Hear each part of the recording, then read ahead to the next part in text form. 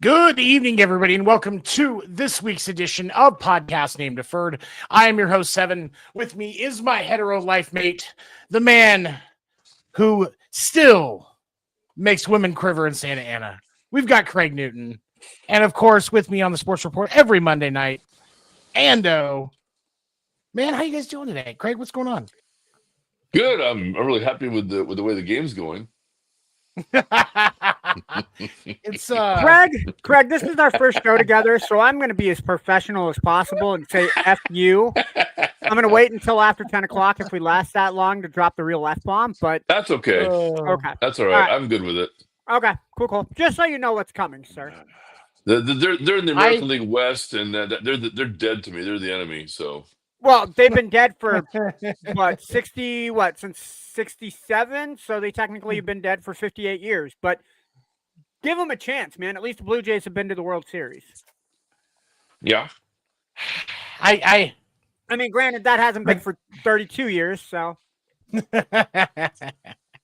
That's, man, that's, I think whoever comes out of the American League, I think it's going to be an interesting piece because there's a lot of history with both of these teams and a lack of success when it comes to the World Series. So whoever goes through on the American League side, I think is going to be interesting. And we'll start with the American League side as we talk about division series games. Because obviously we if we would have been here last week, we would have been talking about the tail end of these. So I figured we'd kind of start with that as we look at last week on Wednesday night when we would have had our last show. What brings me great joy to have seen the Blue Jays finished off the Yankees in the division round 5-2. And in what was a spectacular game, I was actually, even though I had to take care of my mental health that night and take a break, I got to spend some time with some friends that are musicians from New York. And so the physical pain on their faces of watching the Yankees lose brought me that legitimately fixed my mental health. Like I may not even need to take my medication anymore. Watching the light of joy leave a Yankees fan's eyes is a drug that I can't replace. What's up, Kyle? Thank you for stopping in, buddy. Was awesome. Oh, it's well. Okay, so here's my thing. Let's start with this. We talk about the New York Yankees. The blame has been passed around a lot. We've seen all the discussions over the last week. Does it fall? Craig, I'll let you start with this one. Does it fall more in the hands of Boone as to how the Yankees seasons have continuously ended, or does it start with Brian Cashman? Where do you stand in that argument? Who? Me? Yeah. Oh, Cashman. Yeah. Cashman. What do you think, buddy? You know what? Craig said it best. Short and sweet, man. I think it starts with Cashman. I don't know how many years the Yankees have had that lineup or that core of a lineup. But we saw it last year. Basically a meltdown in the fifth inning. Completely destroyed any chance that the Yankees had. And as a fan of people who don't like the same team winning except for football because the Chiefs seem to win it every year, I was ecstatic when the Yankees completely crumbled in the bottom of that 5th inning. But you needed to make changes, and the Yankees didn't do that. The Yankees kind of they kind of stood pat with what they had. Obviously, Soto, I think everybody agrees, was the big piece from the Yankees that left. What was it? $730 million to the Mets. 765. Yep, 765. But I don't think the Yankees necessarily missed Soto as much as I think people did. They were still a 90-win team. They were still fighting for the AL East on the final day of the season. They still made it to the divisional round. But when your uniform is the pinstripes of baseball, I mean, that is the most recognizable jersey, I think, besides the Laker purple and gold and the Cowboys white and blue and that star. You can argue that Yankee pinstripe is one of the 3 most recognizable jerseys in American sports. There is a certain level and standard that you have to have. And it's just like what you and I talk about with the Pittsburgh Steelers every year on the Sports Report. You cannot be okay with the mediocrity of just appearing in the playoffs. You have to put World Series teams together. And since 2009, the Yankees have not put together a winning team. And that starts at the top. That starts with the culture of Cashman. That starts with Boone. You need to put those 2 as the responsible. I mean, they're the pillars of that responsibility. And clearly, something needs to change.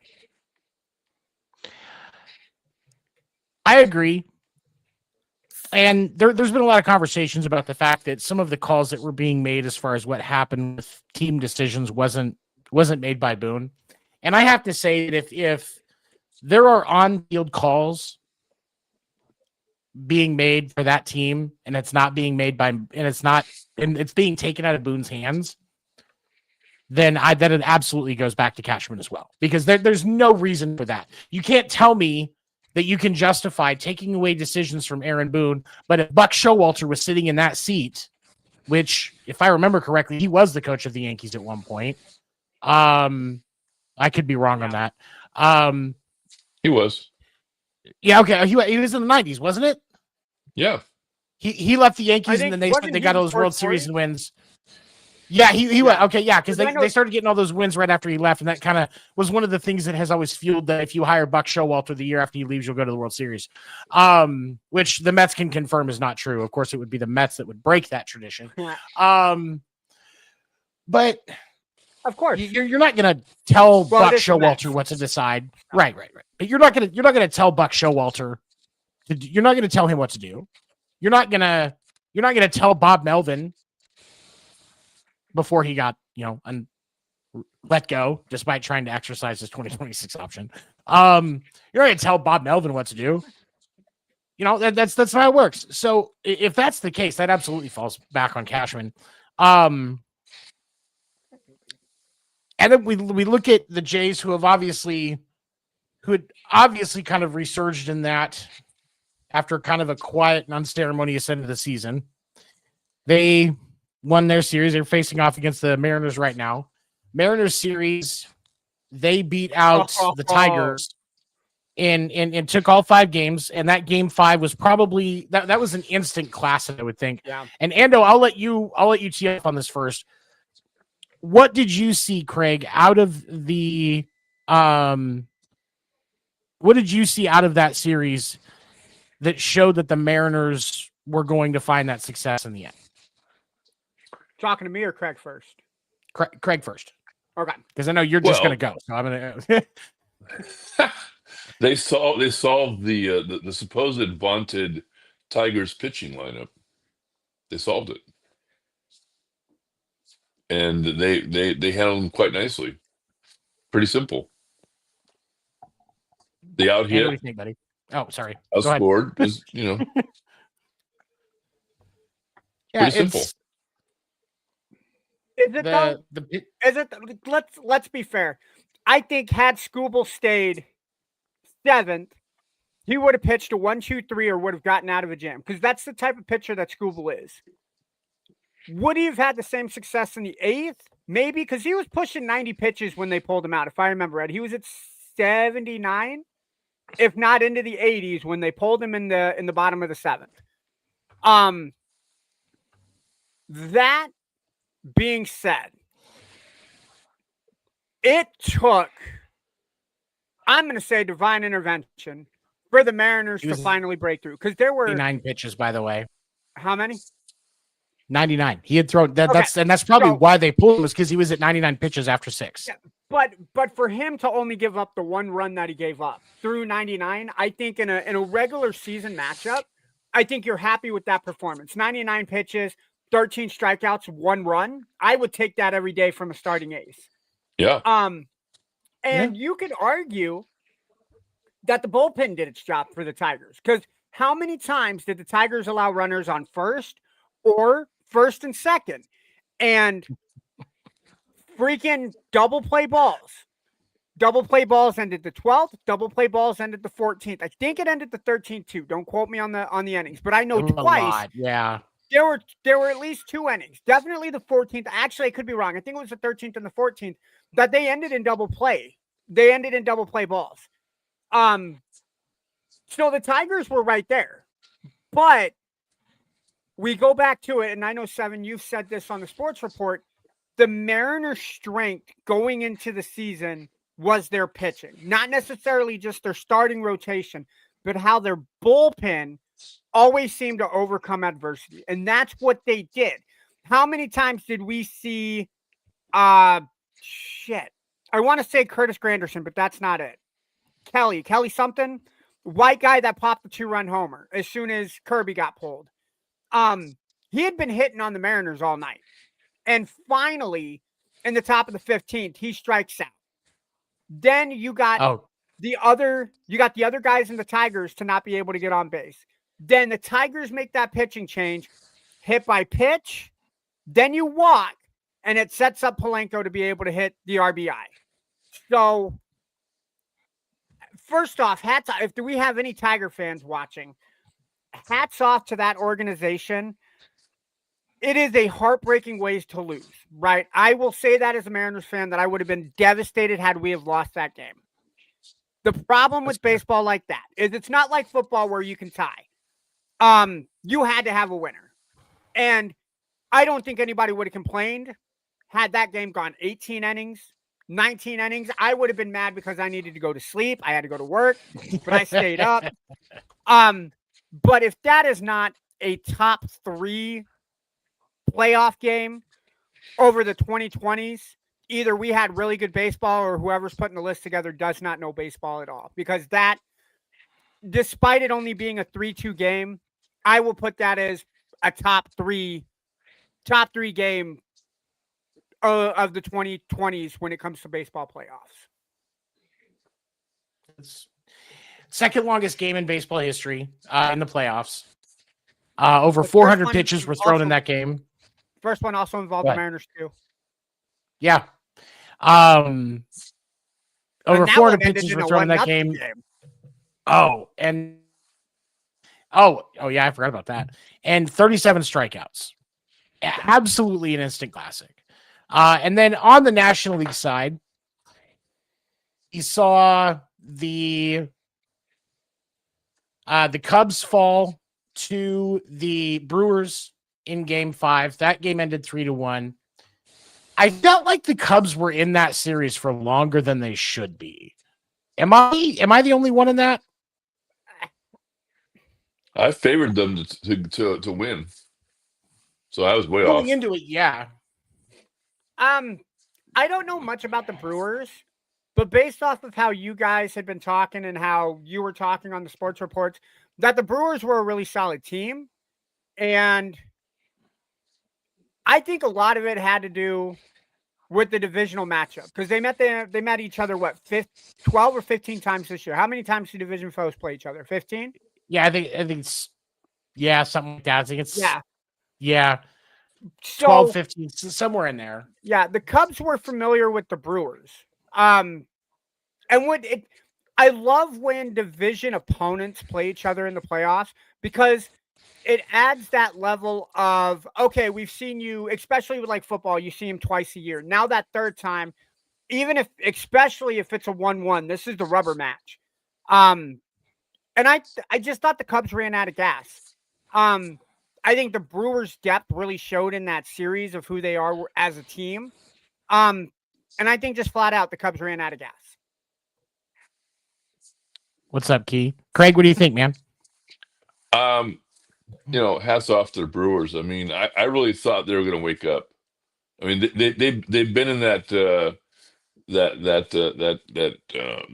harmonious, we're too young and not paying attention to care what people think. We're just out there playing ball and we're winning. And I really thought that when it came time for the playoffs that they were going to wake up and reality was going to hit them. But that's a real good team. I was really bummed when the Cubs lost to them, but that's a real good team. And they're going to have a great future next season. Oh my God, they're going to be scary. The Cubs were the best team in baseball the first part of the year. Yeah, they had a very clear hold on that division. They were putting up numbers. Ian Happ started off this season on an unreal tear, and so did so many of those other guys. And to see where the season ended, because the Brewers had to climb out of that because they started the year at the bottom of the division. Yeah, and I don't think anybody had Yankees on opening day. Right, like I don't think that anybody really at the start of the season after the first month saw this going the way that it did, with the Brewers being ending the year as the best team in baseball. And so I was legitimately shocked, but to see them just, obviously it took 5 games, so it wasn't like a complete beat down of the Cubs. No. But when we look at that series, Game 4, the Cubs won 6-0. But if I recall correctly, that was the biggest win, because I know in game 2, the Brewers won 7-3. Game 1, the Brewers won 9-3. So, and I guess it was, so I stand corrected. The Brewers did win that first one kind of decisively. So each one of them had a decisive win, but outside of that, it was very close. And if lack of dominance in that series for the Brewers is why they're struggling now against the Dodgers, because the Dodgers are absolutely handling them right now in that series. We're going to talk about that in a little bit, but I feel like they didn't get up quite the steam that they should have after that break. Was the break just too long and it's finally catching up with them? Should they have been? I think so. Yeah, I think so. Should they have been the 3 seed to keep that momentum on? You see it a lot in the playoffs. The teams that have that nice break, they seem to come in kind of sluggish into the next series. The Dodgers have a chip on their shoulder. Not only are they returning champions, they squeaked in as the 3 seed. They barely won their division because the Padres were right on their heels. Heck, up until the last week and a half of the season, the Dodgers were right there. It's still in contention. Yep. Arizona wasn't too far away either, and that was after Arizona had traded away a couple of pieces. So, big surprise, Arizona. Big surprise. Arizona, yeah. Martha was extremely disappointed. So it was it was shocking to me the way that ended. They have this. It's like they woke up. The Dodgers were, and that speaks to their talent. The Dodgers have. Because the Dodgers in their series against the Phillies, like most analysts, myself, I know a lot of TV analysts, they picked the Phillies to win that series because the Phillies were just the more consistent team, and the Dodgers won it 3-1.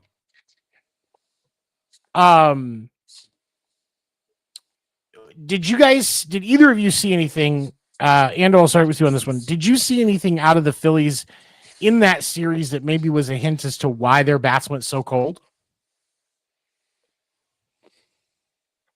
Did the Phillies make the playoffs last year?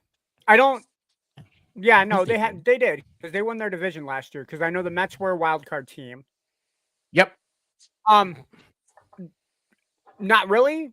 In that case, I mean, the argument that I would use for the Dodgers is that they've been in that position before and they know their playoff. They know their playoff baseball. Because those teams with playoff experience play kind of with a different style of. I think the word I'm going to use is moxie. And you didn't see that from Philadelphia. Like Philadelphia just, I don't know if they thought of it as another 3-game series with the defending world champions. And they were just like, oh, cool. Nothing's going to happen. We'll take game 3, game 4, and game 5. You didn't really see that urgency at home in those first 2 games that they. Yeah. So I think that had a lot to play with it.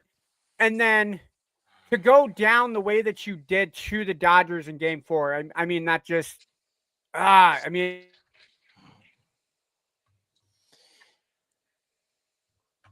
I don't think the Phillies are out of it, though. I think the Phillies will be back next year. There's a lot of talent on that roster.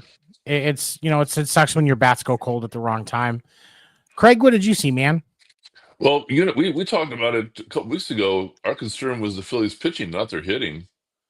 Our concern was their longevity in the bullpen and the starters, going into the series, not their hitting. I mean, just to go cold like that was no way I thought that was going to happen.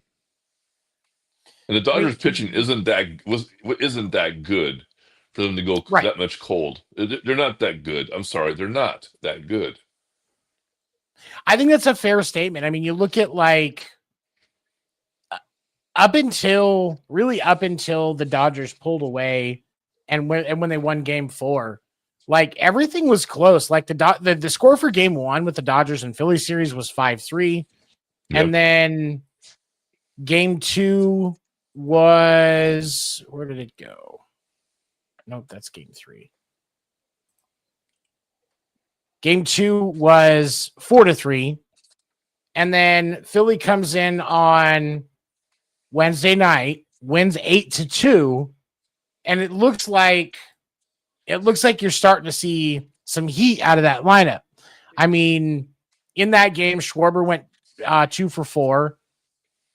You also saw, but other than that, the rest of the hits were spread out, which is kind of nice that you're seeing some consistency in your lineup. But in the same time, like over the course of the postseason, Schwarber only hit 182. Now, sure, that was only one series because they had the bye, but over 4 games, only hit 182. Max Kepler only hit 222. Nick Castellanos, 0.091 throughout the postseason. Like that's the heat of your that's the heat of your lineup. There's your answer right there. That's why they lost. Is those players did not perform because the Dodgers were not dominant in their pitching whatsoever. No, Yamamoto was off. Shohei was off. Snell threw a decent game, but it wasn't like still something wasn't right. There was so much of their starting pitching that wasn't right. I still think they have the weakest bullpen left in the postseason. Yep, but they keep winning. So it's not like you can you can simply it's not like you can simply say, well, they have the weakest bullpen, so it doesn't matter. They're winning because their bats have woken up. I think if you see a little bit more energy out of the meat of Phillies hitting, I think we're looking at Phillies and Brewers right instead. I agree. Not to jump ahead, though. You said the Dodgers' weakest part of their team is the bullpen. Not to jump ahead, because we're seeing it in the series with the Dodgers and the Brewers. If you got pitchers that are going 8-9 innings, you don't need a bullpen. And that's what we're seeing. That's what we're seeing in this series with the Brewers and the Dodgers. is their pitching is getting them into situations where Snell and Yamamoto can go 6, 7, 8, 9 innings and not have to worry about giving up the runs. Because if the other team isn't hitting off your pitcher, why fix what isn't broken? Right. Yeah, good but, pitching can hide a bad bullpen. Good pitching hides a bad bullpen. Yep. And you're right, but my counter to that is going to be, in the postseason, you're only using a 4-man rotation. And if you have Snell going 120 pitches, 130 pitches, you can only do and that then so many games. You can only do that so many games. And when you're putting that much money into your pitching staff, because they've got a lot of money tied up in Yamamoto. Obviously, they've got a lot of money tied up in Shohei. They've got a lot of money tied up in Snell. Push is going to come to shove eventually. And we can hope. And that's, at least it's got to. And for the Dodgers, they may luck out. It may not be until the World Series. Or it may be something where it happens late enough that they can counter appropriately and get and squeak through. But statistically, and history will show, in the modern game, you can't sustain like that. Right. And so it's, I would think it's got to shove at some point, but we're now seeing in the series with the Dodgers and the Brewers, the Brewers aren't really hitting. They were somewhat in it in game 1, coming down to the last out. But you had, who was it that was on the plate last for the Dodgers? I can't remember. I want to say, where's the play-by-play? There it is. I don't remember who it was.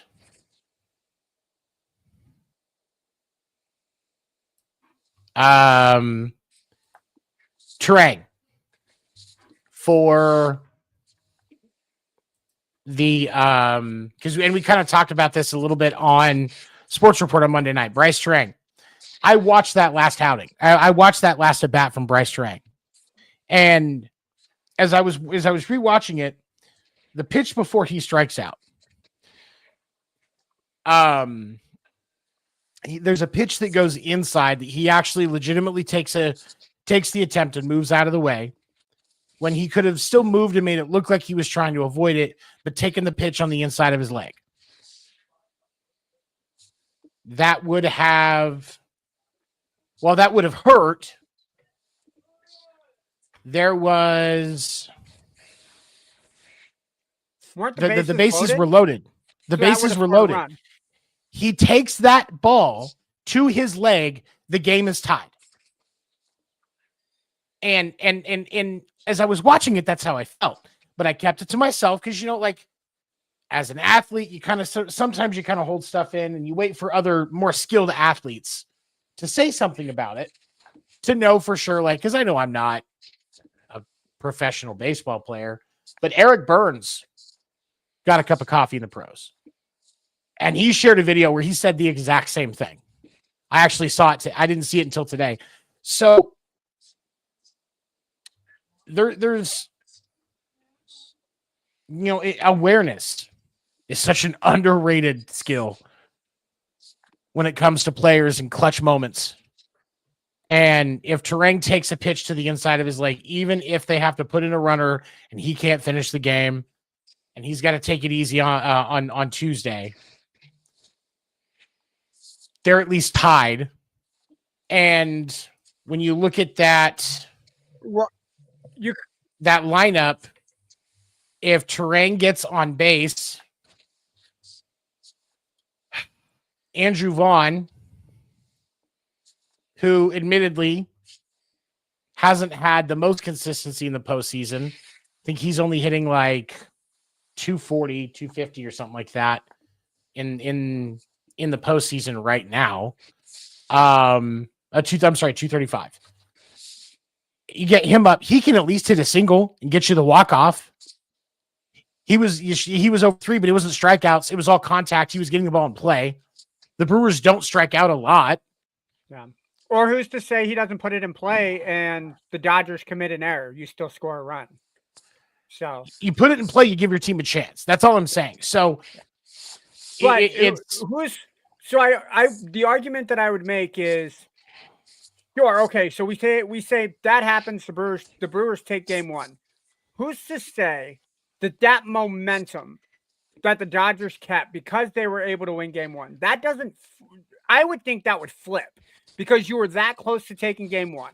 Now Yamamoto, I got to pitch harder than I did because now I know that we're down 1-0. We got to get a game back.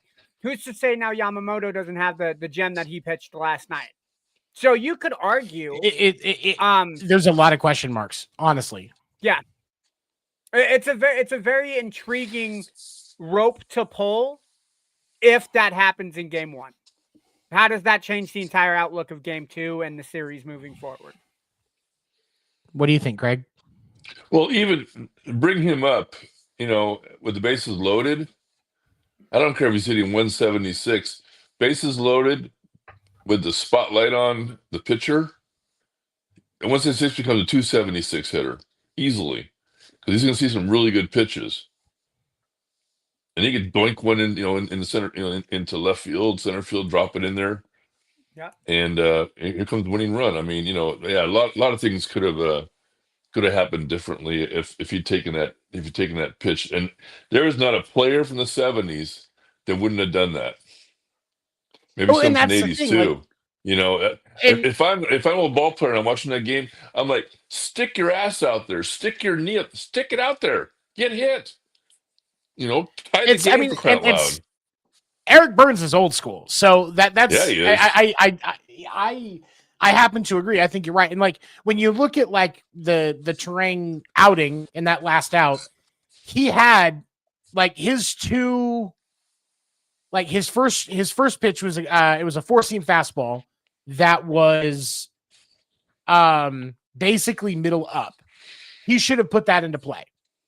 That ties the game, but he fouled it off.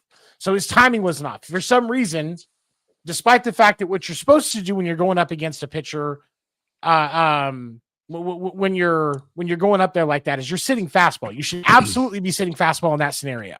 Yep. And then second pitch is a sweeper. That was a ball. It was kind of down and out. Some say it should have been called a strike, but it was that game wasn't called horribly. The scorecard on it looked really good. Third pitch, another sweeper that was in the corner, still in the strike zone. He could have put it to play, but he watched it go by. And then another ball that was out, that was legitimately outside.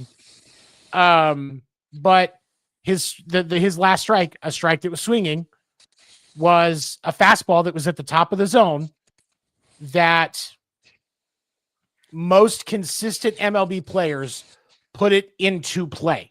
They give their team a chance. So the awareness and the timing of Bryce Turang was completely off in that. And I think if Bryce Turang has a better at bat, considering everything else that happened in that game, the Mariners do everything. Or I'm sorry, the Brewers do everything to get themselves in position to take control in that bottom of the ninth when it's completely in their hands. And Bryce Turang has that for an at bat. If he had all the momentum, he had all the advantage. The pressure's on the catcher. You catch. The pressure's on you. I've pitched. The pressure's on me, the pitcher. You got to call a great game. That ball is really heavy. Standing on that mound, getting the pitch selection, that ball gets heavier and heavier as you're releasing it. I mean, all the advantage was to the hitter at that point, all of it, and he missed that opportunity. Kills me. And what kills me about Bryce Turang is if you look at his numbers over the season, he didn't have a bad year. He actually hit 288 this year. And there was a lot of pieces of Milwaukee's lineup like Turang that just quietly had really good seasons. And so for him to for him to not be able to accomplish something in that moment is very frustrating for me. I'm sure it was for Brewers fans because he should have been better. He absolutely should have been better in that moment. Awareness. His awareness should have been way better. Yeah. It's that, and that's the thing, is that's awareness is one of those things that separates professional athletes from guys that say they could have gone pro. Yeah. Awareness is what separates pros from just guys that are really talented. Because, like, I was a pretty talented gap hitter, but I didn't have the awareness that a professional catcher should have. I'll own that. That's why I'm not in the pros. I didn't have the arm that a professional catcher would have. I could call a great game. I could get onto base and get guys in. But my awareness and my arm were not what they need to be. And the margin of error in the pros in the regular season is next to none. And when you get into the postseason, the margin for error is less than that. There is so much parity in baseball today. There is so much parity in baseball today. We have less 100-win teams in the last 5 years than we did in the last decade. Yep.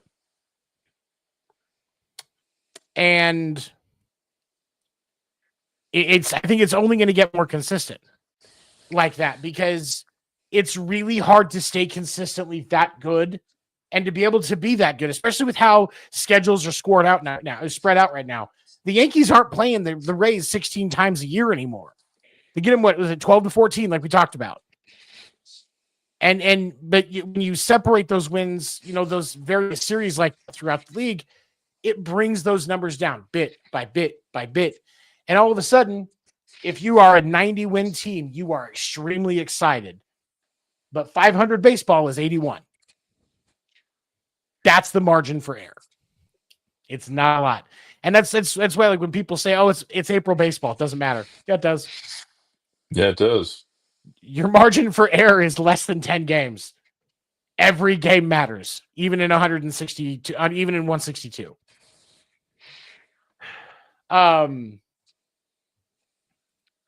What is Mel? I am so sorry. I did not see that you had popped in. I apologize, sir. What's up? He literally just popped in. Oh, was that just now? Okay, I thought I had Just scrolled now. up for some reason. I missed it. Yeah, time. Okay. Yeah, time says 9:37. Oh, you're right. Okay. All right. But it's that National League series is going to be interesting. So I'll ask you guys this before we switch over to the American League side and talk about the ALCS and prediction for that side. When you look at the National League series between the Brewers and the Dodgers, Craig, I'll let you go first. Do the Brewers come back, or the going to take it?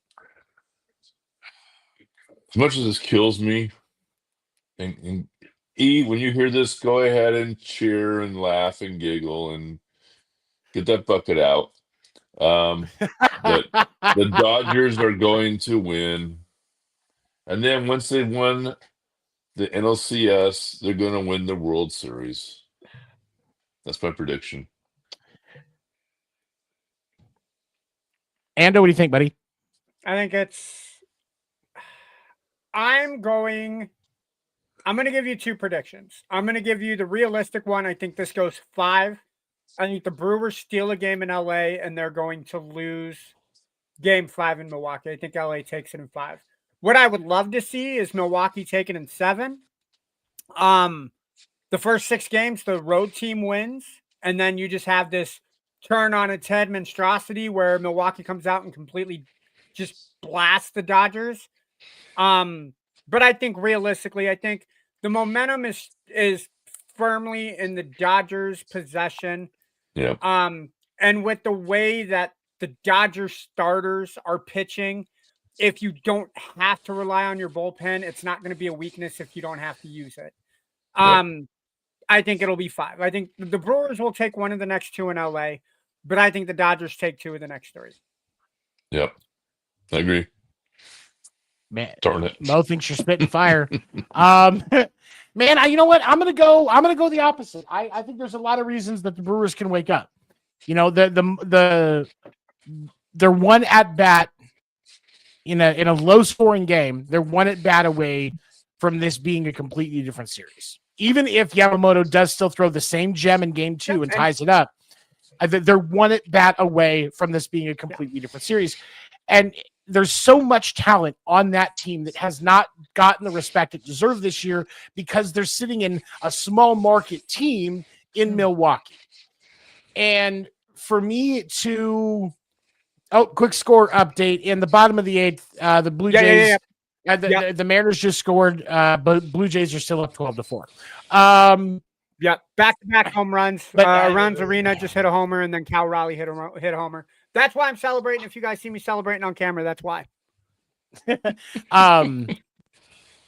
got to celebrate about something. Damn it, we were down 12. We were 12-2. But I think I'm gonna ride with the Brewers. I picked the Brewers to come out of this series at the beginning, and I'm gonna stand by that. I think that there's a lot of reasons. There are a lot of reasons why LA can maintain hold of this series. There's also a lot of reasons why the Brewers can take control. And the Dodgers are really good at falling apart when they shouldn't. And I think that could very well play into the series because we haven't really seen that from the Dodgers recently. And so it's only a matter of time, if you ask me. Kind of like the Yankees were doing fine there for a while and they weren't having issues. And then, he started to see a couple of fielding issues against Boston, and then the bats just went cold. So it's, we can hope. A snake can shed its skin, but it's still a snake. You know what I mean? That's kind of how I'm looking at it. All right, so let's move on to the American League side. Like we talked about, we did see the Blue Jays and the Mariners make it to the ALCS. As it stands right now, not counting today's results because the game is still in the bottom of the 8th inning, the Mariners are up 2-0. We've seen the Mariners show out in a way that we didn't expect, especially because a lot of predictions had them losing game 1 because they only had a one-day rest after that 15-inning game. Yep. And so I will, Craig, I'm going to let you go on this one first because, again, I know Ando's going to have a lot to say. Craig, what have you seen in the first 2 games of this series, not including today? We'll talk about that separate. 2 words. Cal Raleigh has lived up to the expectations that were put on his shoulders and then some. This kid is going to be a superstar in this game for a long time. He is legit. He's the real deal. Yes, they could put the team on his shoulders and he could run with it, but the big but is their pitching. It's their pitching. I mean, they've got the bats, they've got the leadership. Will the pitching come through? And so far it hasn't. I think the pitching is a big question mark. And I think that like it was supposed to be coming into the series. It was supposed to be the pitching was going to be like after game 1, the pitching should be fine, but the bats were the big question mark. Because especially when you look at that game 5 with the Mariners on Friday night, that game 5 was just so ridiculous in everything that it was. And one of the biggest things to talk about is between Randy Arozarena, Cal Raleigh, Julio Rodriguez, Jorge Polanco, Eugenio Suarez, and Josh Naylor. There was a total of 18 and 15, 33 at bats and only 5 hits.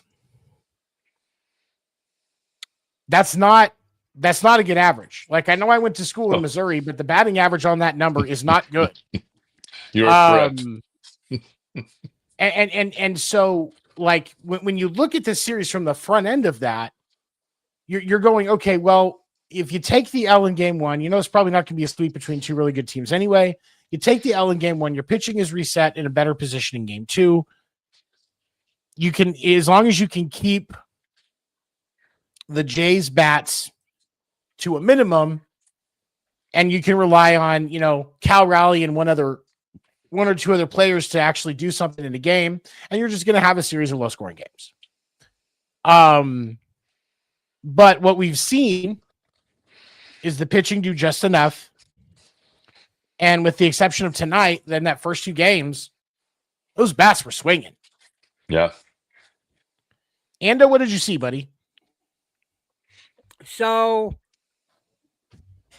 I'm gonna kind of butt heads with you, Craig, because you said it's all Cal Raleigh. I will absolutely agree that Cal Raleigh has played a major part. But game one, the two other RBIs that were hit in that game were hit by Jorge Polanco. Mm-hmm. So Jorge Polanco, who also hit the game-winning RBI in game 5 of the Tigers series, is pulling it along. We've also seen Rodriguez's bat gets hot. Arozarena has gotten hot. So Seven said it best. If you can keep Raleigh moderately warm, I would say if you can keep him simmering, one or two other bats need to come alive. And the first two games between Rodriguez, between Polanco, between Naylor, you're getting the hitting that you're needing. And I think a lot of people were arguing that the Toronto pitching staff was doing enough as long as the bats were there. And we saw the Seattle pitching, again, I would argue is the best spot for Seattle, pulled through, especially in game one when people were not seeing. You gave up 2 hits the entire game of game one. You gave up a couple more in game 2. The Blue Jays scored 3 runs on 6 hits. The Mariners had 10 hits. So the Mariners bats are coming hot when they need to. Obviously, we'll talk about game 3 later. I don't really want to. But in the first 2 games, I think I'm not going to say against all odds, but against what most people were expecting the Mariners to show up, the Mariners have shown out. And I think the Mariners seem to play better when they're the underdogs. When people aren't expecting them to play at their best, that's when they show up. And I think it's a testament to Dan Wilson. Dan Wilson has always been an underrated catcher. And as a manager, he is putting that same omen on his team. Hey, we may not have the all-stars that the Yankees have. We may not have the Golden Gloves that the Blue Jays or the Royals have, but we're a team that competes when it comes time to compete. And we saw that through the entire month of September. You don't get into the playoffs when you win. You don't get into the playoffs if you don't win 14 of your last 15 games. You don't win your division if you don't sweep Houston and keep your foot on the gas pedal going into that final series against the Dodgers. So the Mariners have kind of done that 2004 Detroit Pistons where, okay, we may have household names. They may not be Yankee names. They may not be Red Sox names, but they're playing as a team. And I think most importantly in games 1 and 2, they played when they needed to. Again, we're not going to talk about game 3. But the first 2 games, I was absolutely thrilled at the way that the Mariners played. Or it could be that the Blue Jays took too much time off and thought they were going into a cakewalk against the Mariners. One of the two.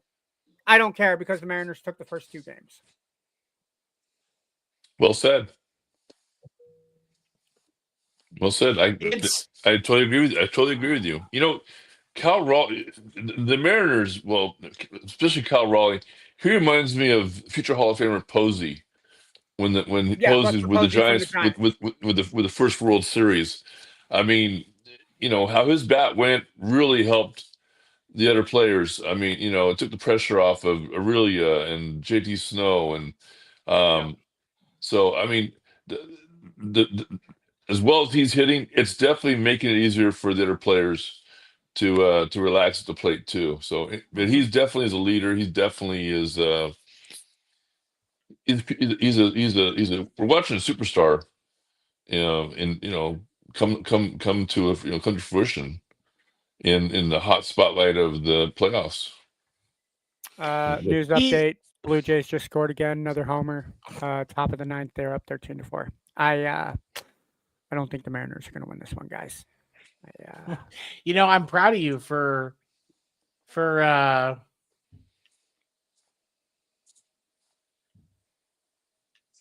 not screaming into a Pella. Oh. Yeah, for being able to accept the reality of the truth in this, that like I said, it wasn't going to be a Sweep. Wouldn't be a sweep. no, it wasn't going to be a sweep. So it's not.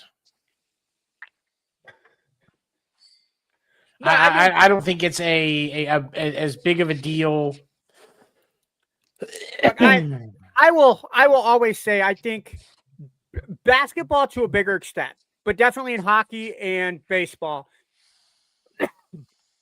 I hate when sweeps happen because sweeps go to show the level of competition between the two teams that you're playing. If there is a sweep, it means the team did not come prepared or the team managed to get there in kind of weird or unique circumstances. The perfect example I'll use is the 2007 NBA Finals. The Spurs absolutely should have made it to the NBA Finals. I don't know if LeBron and the Cavaliers should have. Now, we're happy that LeBron made it, and the road that LeBron took to get to the NBA Finals in 2007 was a tough road. I'm not gonna take that away from LeBron, but we saw how outmatched the Cavaliers were to the Spurs. And when you see that in the playoffs, I think for me, it just turns me off from watching it when you see a sweep. So, the Mariners, I think getting clocked the way they are today is going to do a lot for their character for the rest of the series. You can rest the pitching. You can use position players. Yeah. Am I happy that we didn't get the sweep? Sure, obviously. But I think it's more entertaining the longer the series go. Because then, and I'm not one of those people that are, we need 7-game series every time because of the money that brings it in for baseball, basketball, football, and hockey. But there's just so much more intrigue and water fountain conversation that happens the longer the series can go on. I see what you're saying, but I'm going to counter with this. Okay. There are ways for series sweeps to be interesting. Man, harken back to 2021, Suns and 4 guy. Like, that was an interesting storyline within the NBA just by itself. And that was basically all on social media. You're talking about when the Lakers got swept by the Suns, right? I think it was, yes. Lakers in, was it the Suns or was it the Jazz? Or I'm sorry, was it the Lakers or was it the Jazz? Because I think that was up in Utah. I want to say that was I think it was the Lakers. I don't think the Jazz were in the 2021 Lakers? playoffs. If I don't, you know what? Now I'm going to look it up. You said 2021 sweep? I think that was, it was when, it was, I think it was because it was the year that the Suns went to the finals. That was 21, if I recall correctly. But yeah, like, I think a sweep can be interesting, but it's when the story is there to go along with it. No, it was the semifinals, so the second round of the playoffs, when the Suns swept the Denver Nuggets.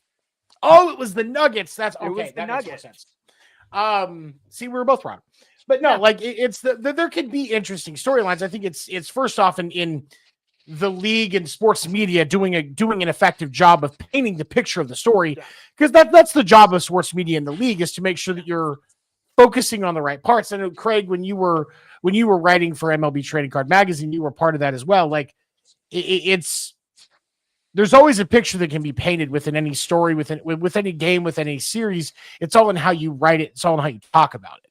Yeah.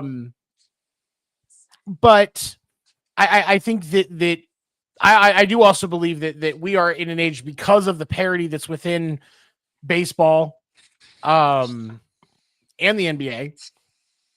I think sweeps are going to be fewer and farther between. I agree, because you're. I mean, unless you have like a freak scenario where an $80 million payroll Las Vegas A's, gets into a division round series against a, $200 million Red Sox or Yankees payroll, it's entirely possible that something happens. But even that, because the A's have guys like Brent Rooker and Nick Kurtz, and gotta watch how you say his name. Yeah, you got to be careful. And all of these other guys, So you can't even guarantee a sweep in that because like the A's didn't get swept as often as people think they did this year. Nope. They at least No, they got, did not. a win or two out of each series. So in that regard, like, I just think it's going to be fewer and farther between. When Debbie hears this, she's going to go, what do you mean $80 million team in Las Vegas? They better be a $280 million team in Las Vegas. I think the By first the time year they get they're in there. Vegas, they'll still have the payroll of 80. But after they move to Vegas, I think they'll be fine. You're not going to be able to put a $100 million team while it's sitting in Sacramento. No, Las Vegas, yeah.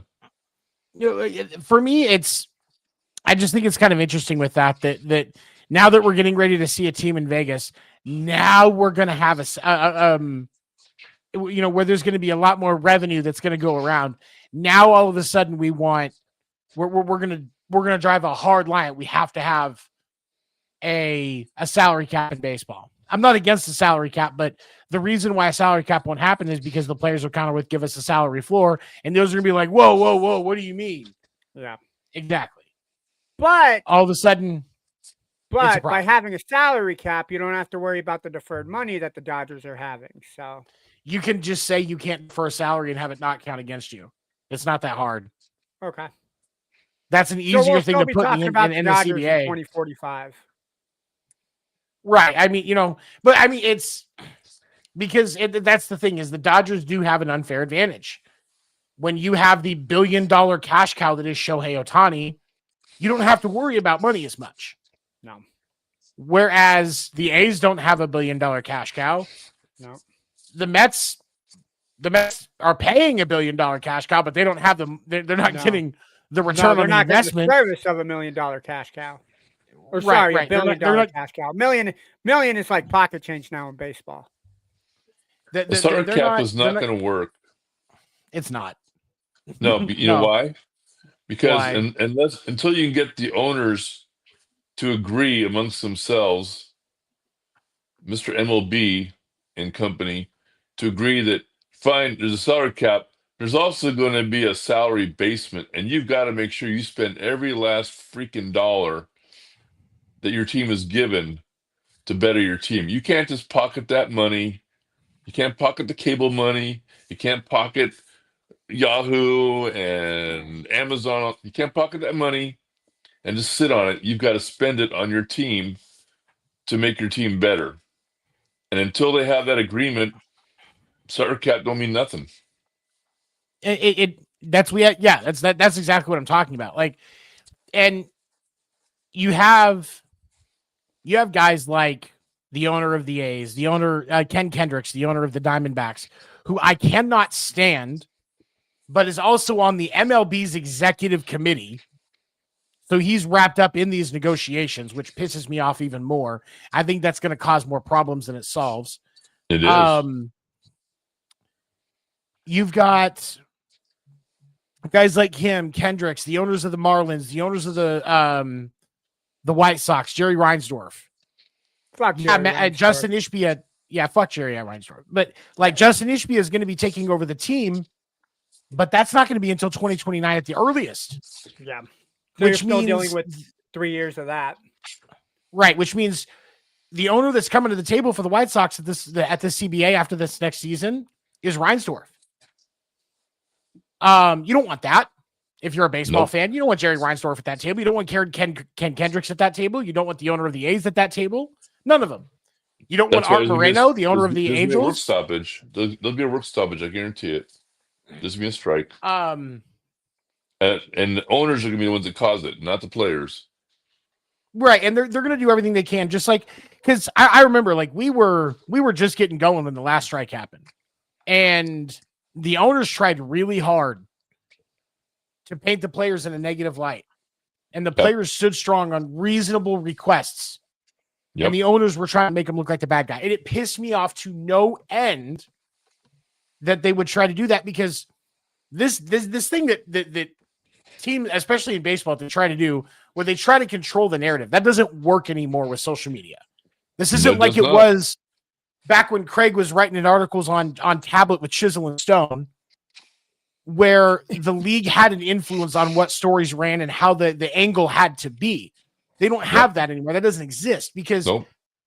Trey Turner can just go to Bryce Harper could just go to his cell phone and tweet out, these guys are being dicks. This offer is absolutely a disrespect to us and to you as fans. And we have our hearts have a relationship with the Bryce Harpers of our teams. Whit Merrifield was on the player committee for the Royals for a long time. Royals fans going to listen to Whit Merrifield before it listens to those nutsacks that sit up in their ivory towers. Yep. So as a league, they need to recognize that baseball fans are going to start to put pressure on the advertisers to put pressure on the owners because that's where the money's at. A bulk of baseball comes from those TV deals and those advertising deals. And so if you've got baseball fans telling Anheuser-Busch, you need to put pressure on the owners to get this fixed, or we're not going to buy your shitty beer anymore, something's going to change. Anheuser's going to be having a conversation with the league. Think bigger. Think Amazon. Think Yahoo. They're going to be having conversations with Major League Baseball. Peacock, if baseball ever goes to NBC. Yeah. Right. But that's a valid point because baseball is going to go to NBC next year, and they just signed new media deals that last the next few years. Mm-hmm. Renegotiating these new deals that are going to take effect after this season is going to be one of the last things that Manfred does before he steps down in 2029. And when you just sat at the table and negotiated with these guys, I guarantee you they were saying, we're not going to let a work stoppage affect the games you guys are going to get. You're still going to get them. We're still going to make sure you're taken care of. If we're a month into the season and ESPN hasn't gotten the games that they were supposed to get, and NBC hasn't gotten the games that they were supposed to get, that's when their ratings are starting to go down because their primetime shows have gone away for the year, are going away for the year. Mm-hmm. They're going to be sitting there going, I want some of my money back. Yeah. Yep.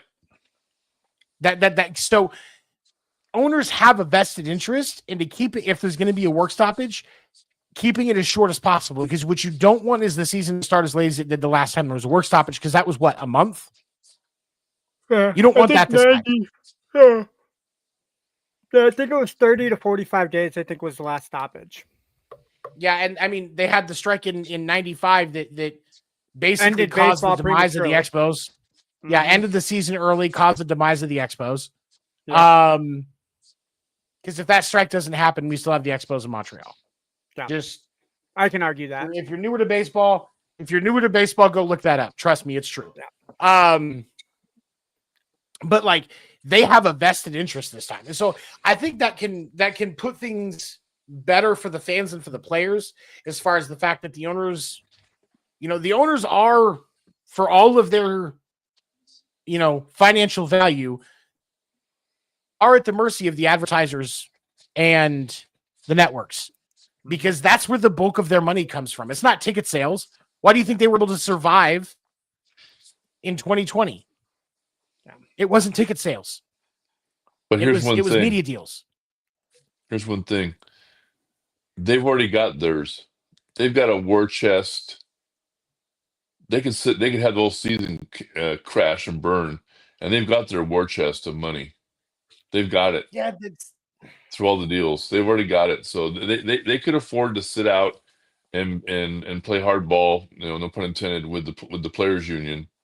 Because the owners are not going to, they do not want to go forward any further than they've already gone. They want to go backwards on the CBAs with the players union. They want to go backwards and not forwards. They want to get rid of some of the stuff they agreed to before, and they're going to play hardball.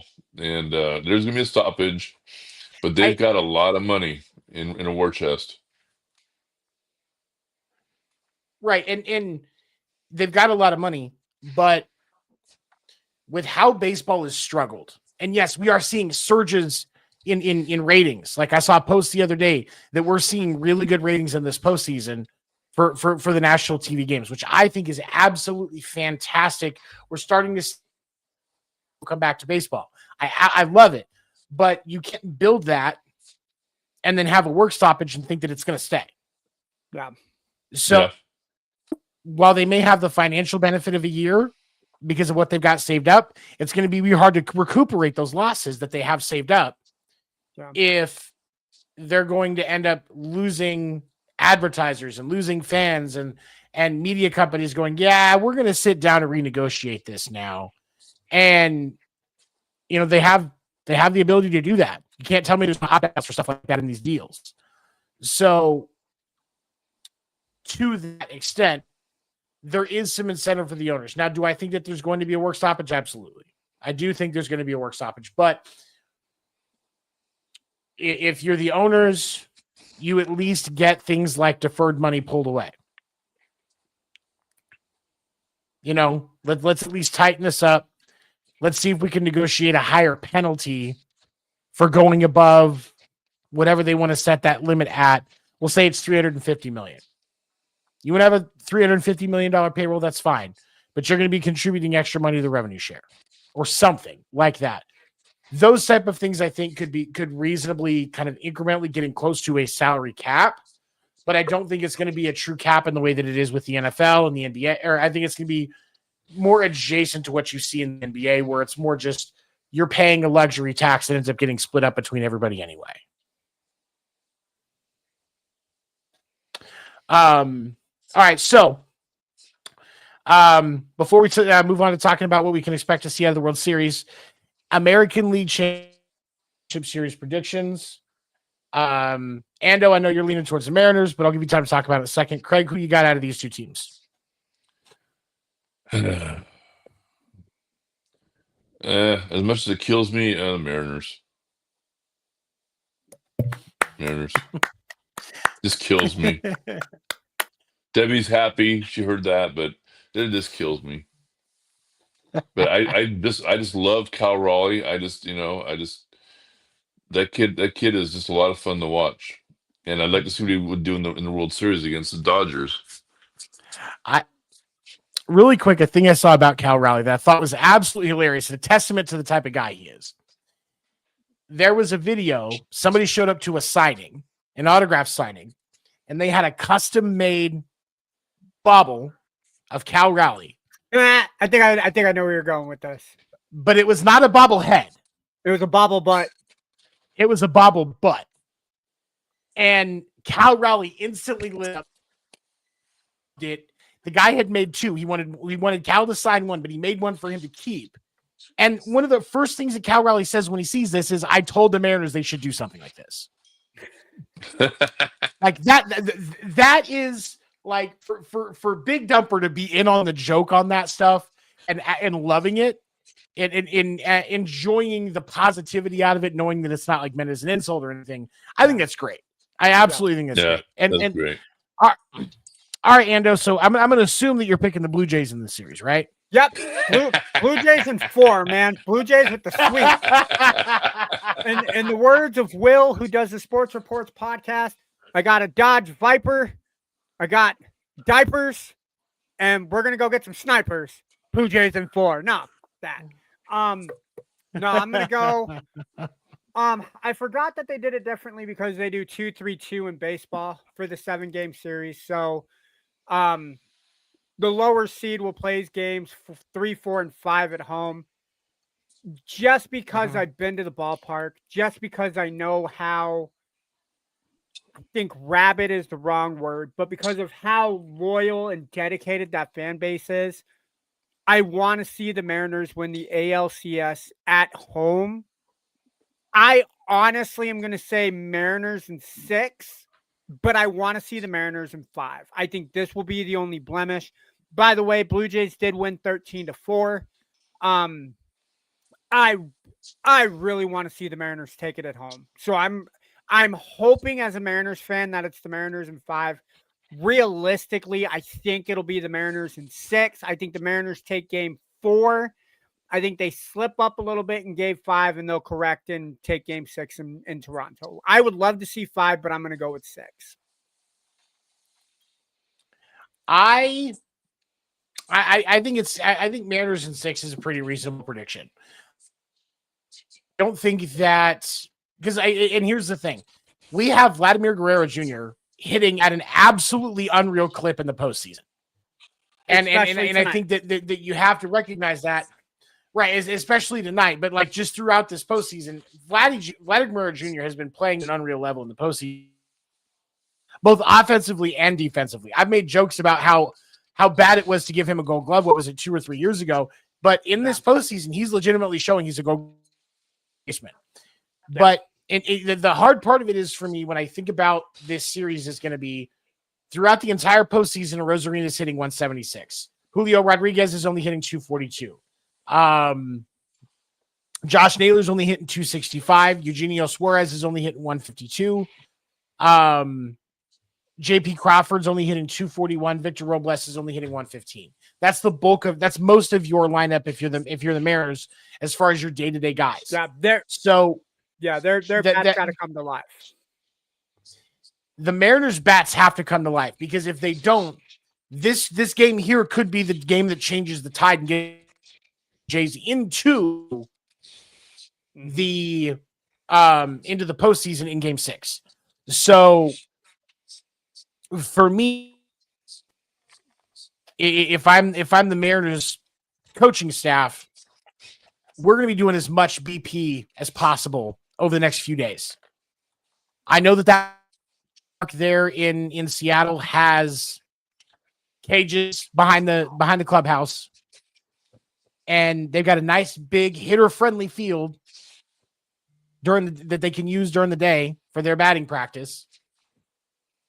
And they need to figure out how to wake those bats up because otherwise we're going to see the Jays in 6 or the Jays in 7. And that would make my Canadian friends really happy. But hockey season is starting, so they're probably going to be watching hockey before the World Series anyway. So we can just take them out. It's all right. They don't need to be there.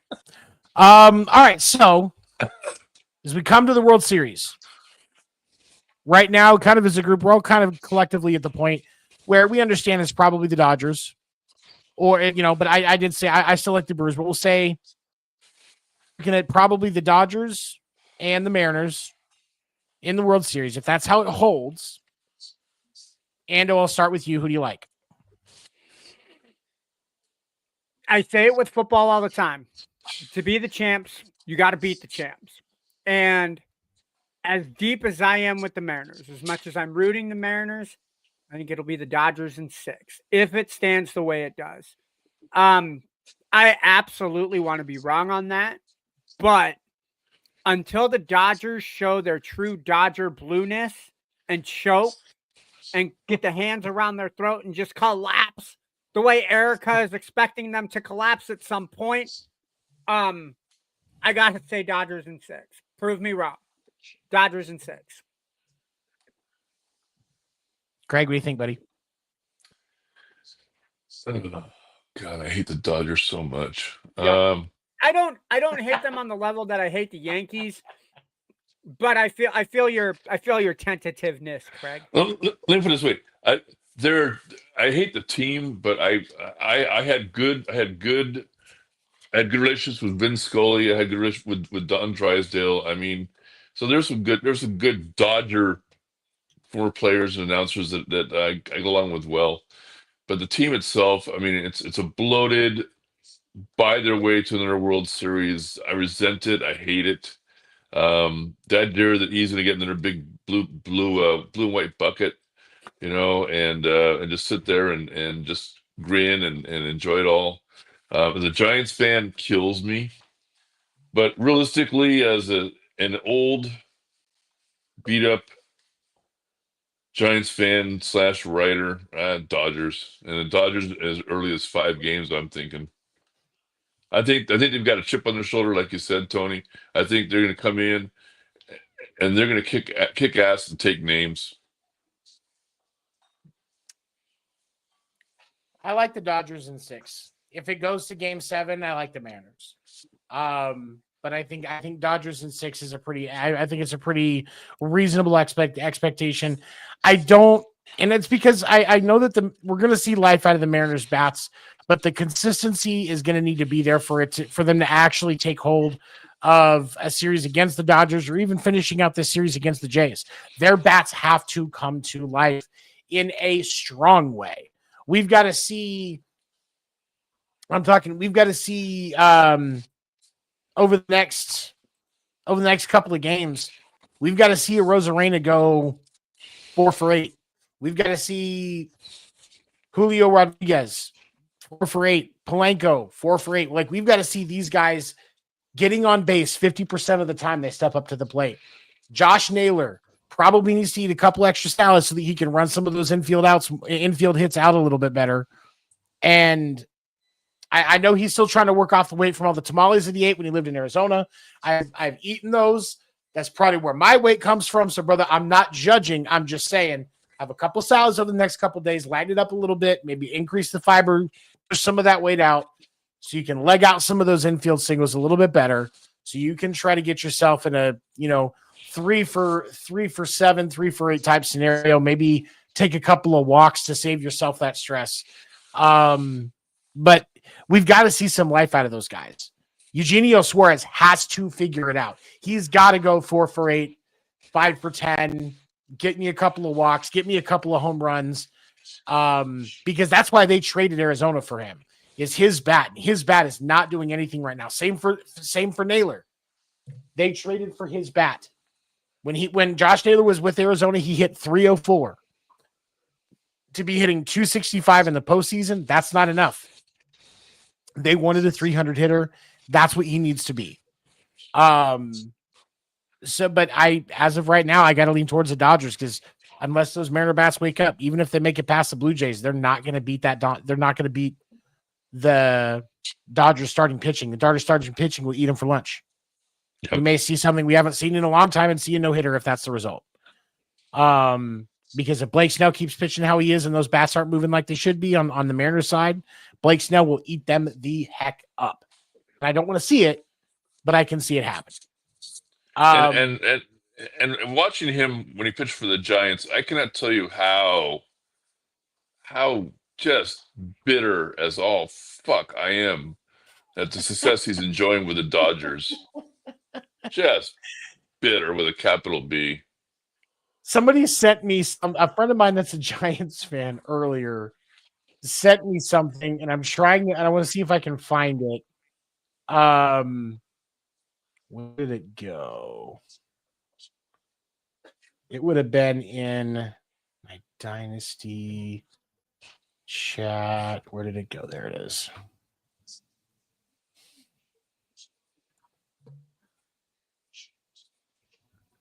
Oh, no, maybe he sent that to me directly.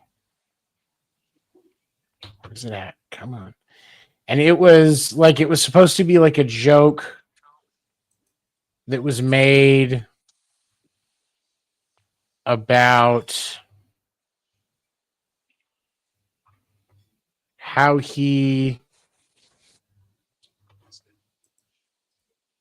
learned what's going on, or how he it was something to do with his pitching and why he got better. And I think and he mentioned and now it's gonna bug the crap out of me because I can't remember who it was. Hold on, I'm gonna do it this way because I know I saw it on my phone. Where did it go? Was it? No, it wasn't that. Come on. I know that I saw it.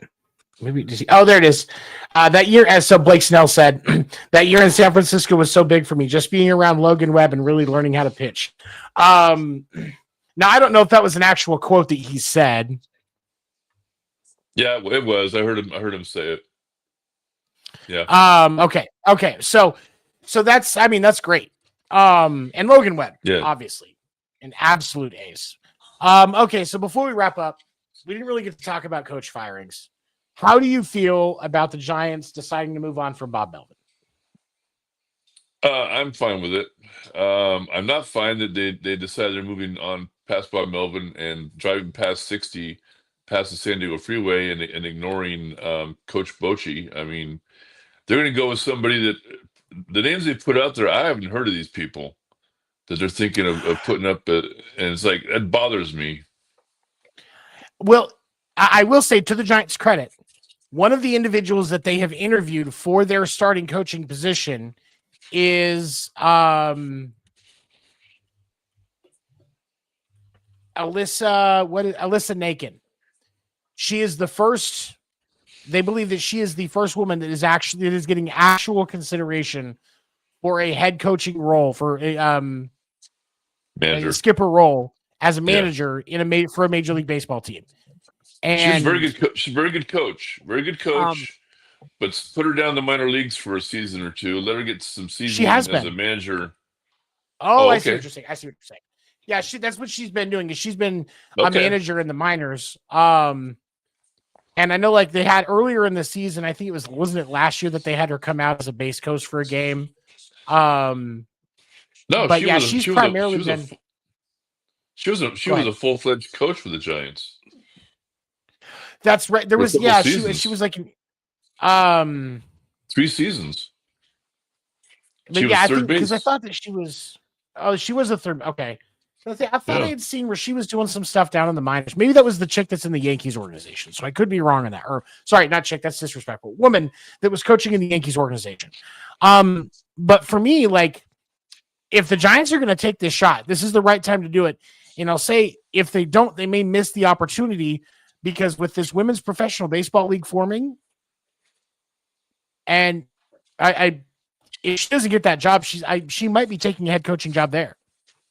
And that would garner a lot of respect from those women, because she's been in the majors. She's been in the pros. She's good, but I don't know. And it's not because she's a woman. It's because she doesn't have the experience. She doesn't. And that's the hard thing, because it's like, but it's where do you look at equity in it? Because women also haven't really gotten those opportunities in the same regard. And so where do you balance that? The question is where do you balance that out? And because it's you have to break that cycle at some point if you're going to open up those opportunities. But agreed. My question would be, if you're going to take a shot like that, you have to have the locker room. She would have the locker room. She would have. I guarantee you, she'd have the locker room. And I happen to think that as well. And that's why I think it's. I know that there's a couple of teams: the Orioles, the Angels, and I believe the Giants as well wanted to talk to Pujols. Yeah, I heard Pujols going to Baltimore, I think is the headline that I heard. Baltimore. Yeah. Baltimore was looking at Pujols. I think the Giants kind of considered that as well. You got to, if you're going to grab somebody that doesn't have a lot of head coaching experience, they've got to be able to have the locker room. And my biggest concern with Pujols is, does he actually want to coach like that? Because we've seen time and time again in professional sports, when an elite level player becomes a head coach, they struggle, because they're saying, hey, just do this. Like, it's simple because it was for them. But if it's a base, if it's a bench guy or a rookie that doesn't have that experience, they're not going to see it the same way. It's not going to be as easy for them to grasp. And so we've seen a lot of coaches struggle in that regard. That's why Michael Jordan struggled as a GM, because he was building it like anybody could play like he did. Right. Because he probably truly believes that. And nobody's Michael Jordan. It is what it is. So that's, to me, that's the thing you have to watch out for when you look at guys like Pujols. And I think it was a mutual decision between Bochy and Posey. Because, and here's why. Bochy is actually still going to be working with the Rangers organization. I'm sorry. Bochy is going to be working with is he going to be working as an advisor with the Giants? Because I thought that he was staying. I believe so. Hold on. Because I thought I had seen that he was. That was a talk on the air in the Bay Area, was that he was going to come to, he still work for the Giants, but not I was on a field level. Because him and Posey have a very good relationship. Right, they do, but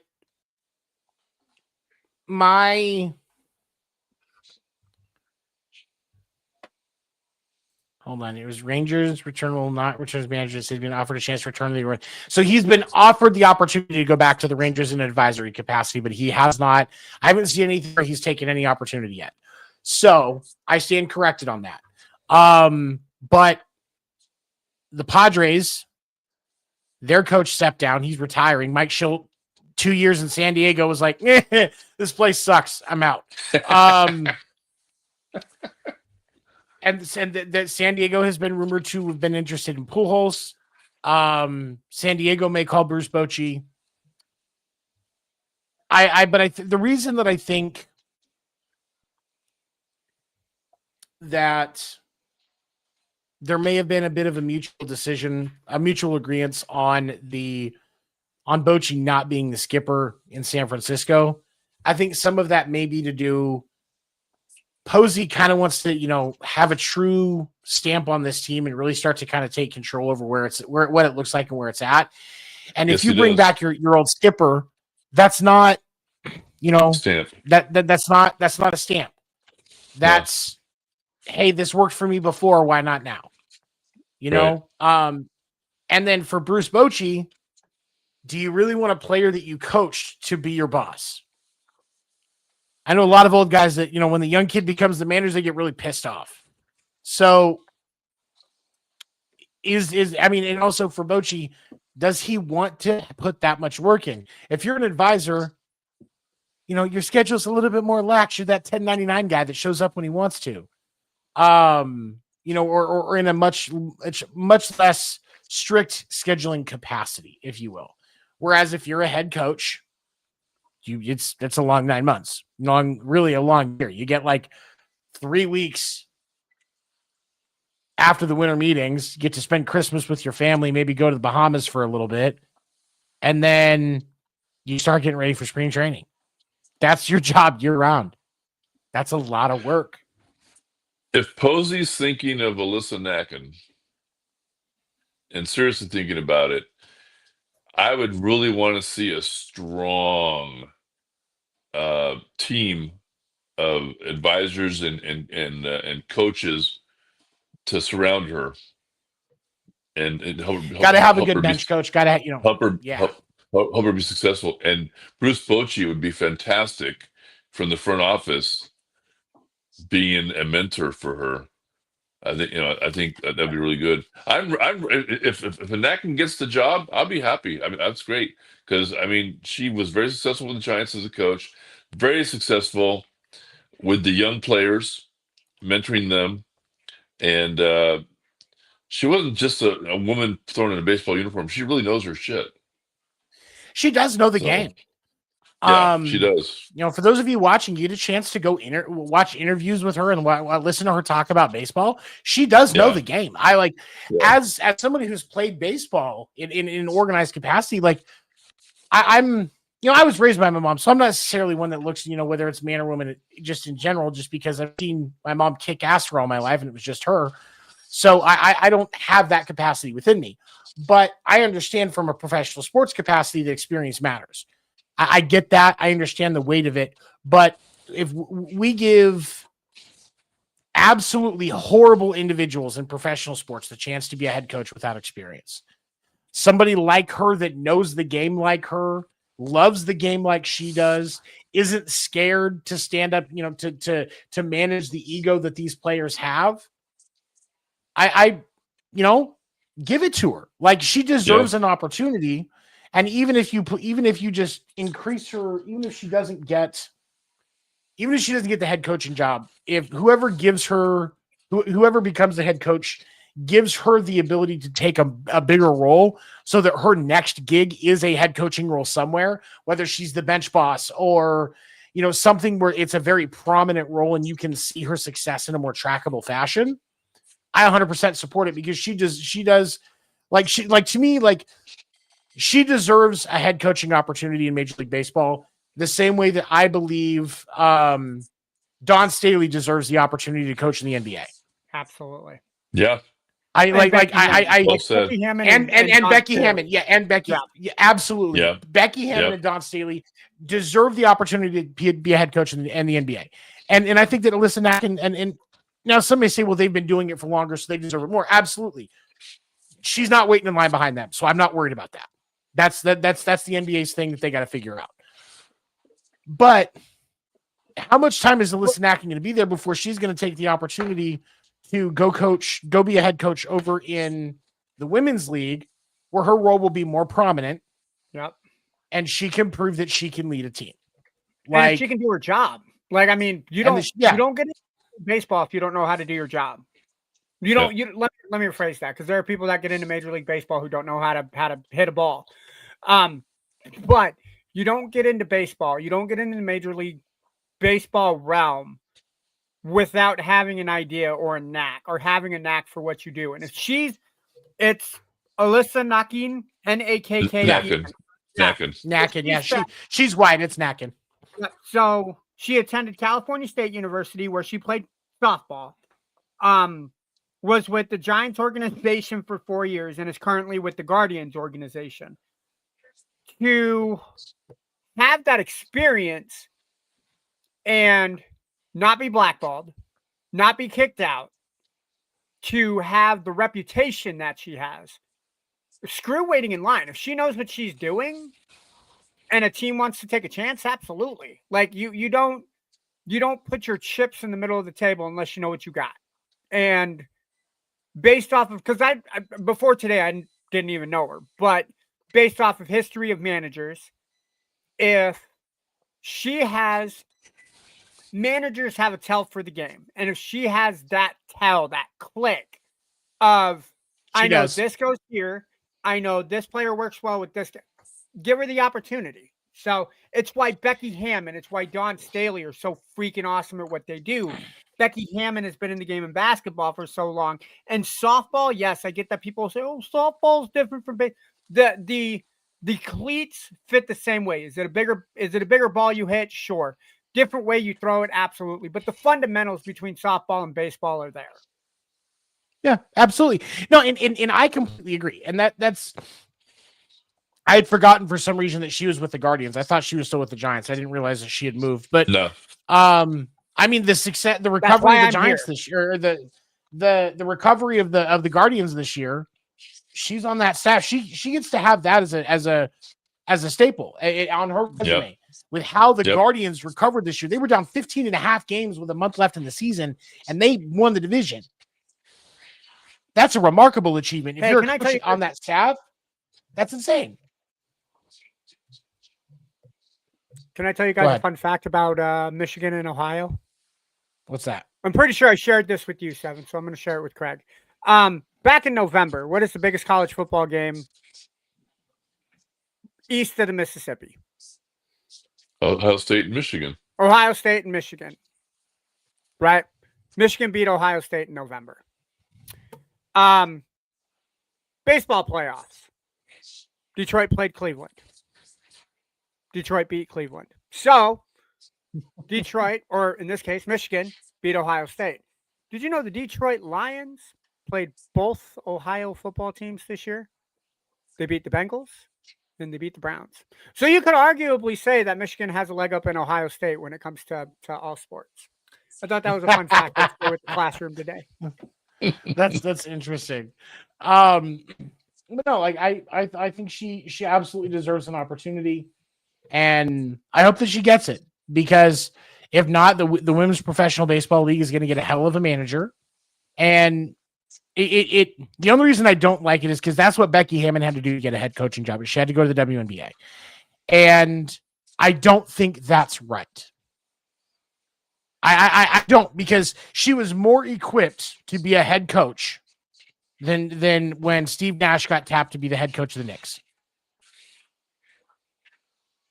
Or I'm sorry, no, it was the Nets. It was the Nets that Steve Nash was the head coach of. I apologize. She was more equipped for that job. So it was Don Staley.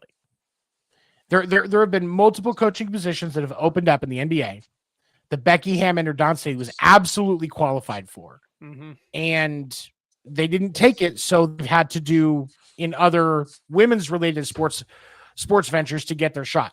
I don't want Alyssa Nacken to have to go to Women's Professional Baseball League to get the chance to be a head coach of a team.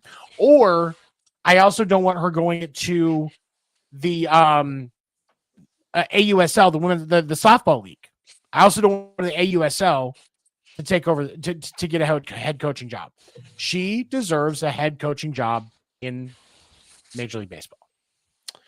All right, so we've been going for an hour and a half, a little longer than normal. Ando, any final thoughts, sir? Go Mariners! Mariners in 5. Win it at T-Mobile Park. I will always call it Safeco Field, but win it at T-Mobile Park, boys. Craig, what about you, my guy? I don't know who's clutching their rosary beads more, the networks or Mariners fans, because God forbid if Cal Raleigh goes down to an injury, this will be a snoozer. I mean, Craig, he makes. Craig, do not put that in the universe. Cal Raleigh will not get hurt. I hope You keep those words to yourself, Ricky Bobby. Keep those words to yourself. Do not put that evil on me, Ricky Bobby. Don't put that evil magic on me, Ricky Bobby. No. Those are my thoughts. I mean, he stays healthy. It's a viable, fun series. I do have an argument with Fox Sports. You need to be putting the ALCS on Fox, not Fox Sports 1, not Fox Sports whatever.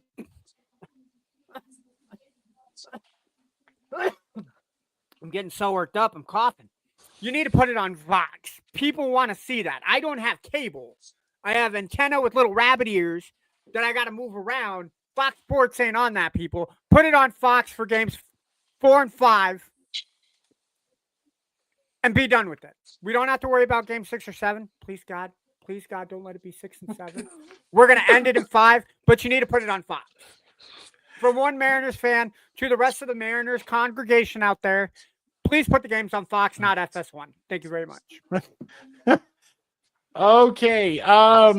In wrapping this up, we are here every Wednesday at 10 p.m. Eastern on all Wire to Wire Sports networks. We thank you so much for joining us. Wire to Wire Sports Network has great content every day of the week, morning and evening, hosted by individuals that are passionate about what they talk about and know what they talk about. So please definitely make sure you like, share, comment, subscribe, everything like that. You know the drill. Support Wire to Wire Sports Network. They are the reason we are here tonight. We appreciate them. For those of you watching live and after the fact, go ahead. We're supposed to know what we're talking about? Oh, you didn't get that email? No, I didn't. I completely missed it. I thought this was the jamboree for the Backstreet Boys session. I was wondering why we haven't talked about Backstreet Boys yet all day. Oh, we'll talk about that after. That's you and me conversation. Cool. I need to put that in the junk mail. Got it. For those of you watching live, for those of you watching after the fact, we appreciate you. Thank you for watching Podcast Name Deferred. We'll see you next week, everybody. Have a great night.